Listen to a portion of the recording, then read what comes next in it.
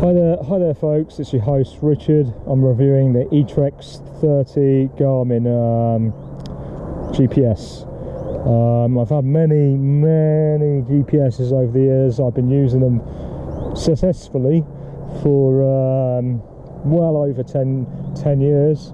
Probably I had one of the very first Garmin GPSs that came out, in fact, when it was made available to the public. So I've had them since GPS was available to the public, which is actually, that could be, oh wow, that's over 20 years ago. So yeah, I've been using GPSs for a long time. I've never had any problems with them.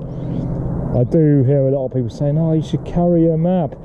Yeah, but these GPSs are very reliable. I mean, they're just as reliable as a map. A map can rip, a map can get blown away in the wind or whatever.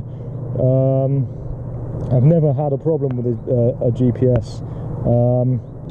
But yeah, maps are useful. I do use maps, and yeah, it's easy to read a map. I can navigate without GPS even without a map.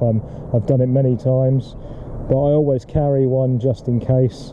But a lot of the time it's quite easy to do it, especially trails are quite easy. Even without markers, you can normally see where footprints go, or where you just notice things in the ground, like grass broken or bloody branches broken where people have walked. So yeah, it's quite easy to navigate without one really when you get used to it, but you should always carry one just in case.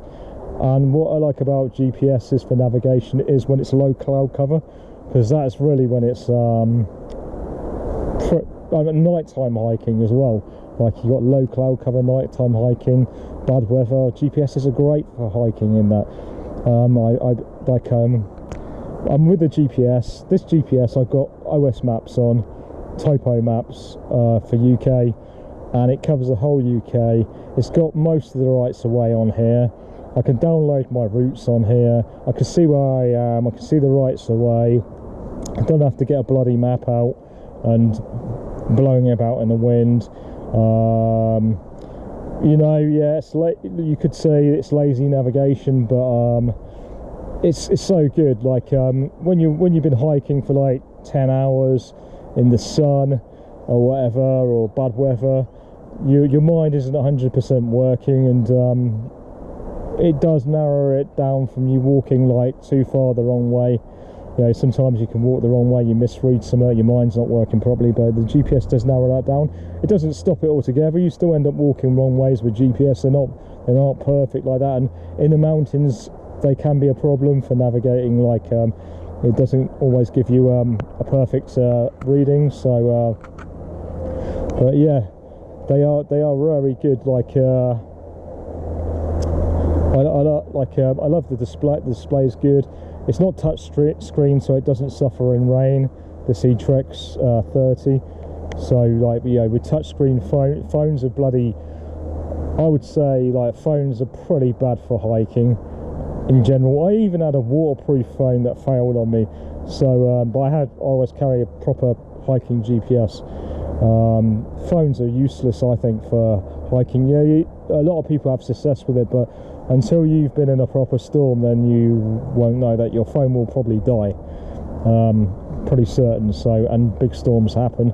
So yeah, these kind of GPSs are much better. But the eTrex we're talking about here, it takes 2 AA batteries. Like alkaline batteries are good enough.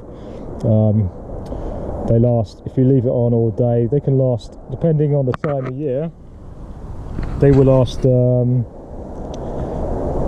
the whole day, 2 days, even more than 2 days. If you leave them on all day while you're hiking, let's say 12 hours a day, they can last over 2 days in the summer if it's warm enough. But in the winter they will only last probably a day in the coldest of winter, because alkaline batteries get affected by the cold.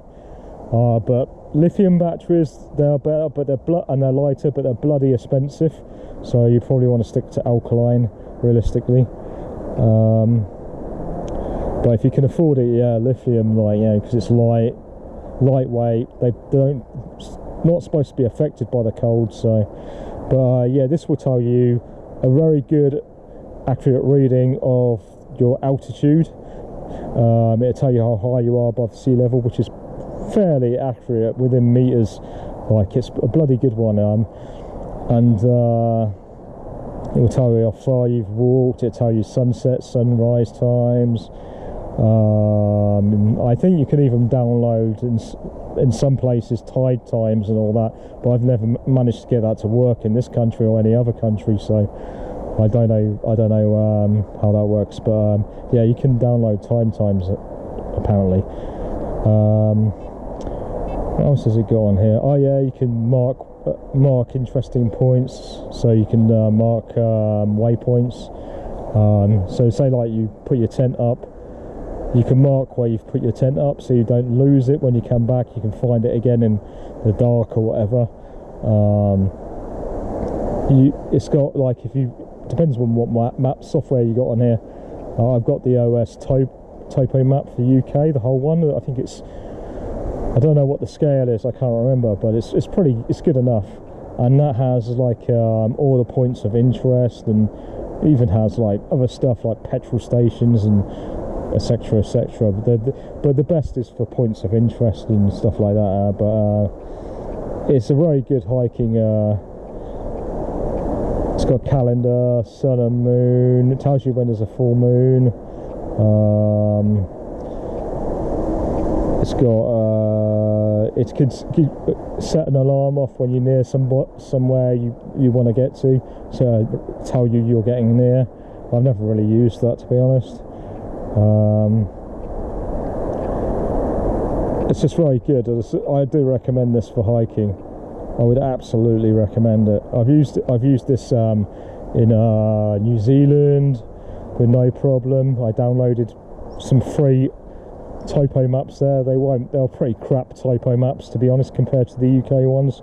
And the same for Australia. Their topo maps were free, pretty crap. But the OS map I'm using here, which OS UK topo map, Ordnance Survey map on here, which is very good. It's not free, but normally they come with them now. They come with the OS maps, a lot of them. So if you can get one with the OS map, that's good. It's got like the clip on, so you can clip it onto your bag. That's the original clip, and it's never failed me. It's pretty light. Oh, I've dropped it on the floor so many times, this. I mean, even today, probably twice. I've dropped it on the floor twice today, and it's worked. It hasn't stopped working. It's been dropped on the floor so many times, and I've not got a screen protector on it, as you can see. It has got a lot of scratches on the screen, but it's still readable. This one is probably, I don't know, it must be 4 years old. I've had this for 4 years, this one. So yeah, I got some good use out of it. I do recommend this. I'm not sure what else to say about it. Oh, the little navigation rubbery things come off, but it's still waterproof. Right, so I've had no problems with it. So yeah, I really do recommend the eTrex 30. Or there's loads of Garmin GPSs that are good, but I'm reviewing this particular one, and I do recommend it.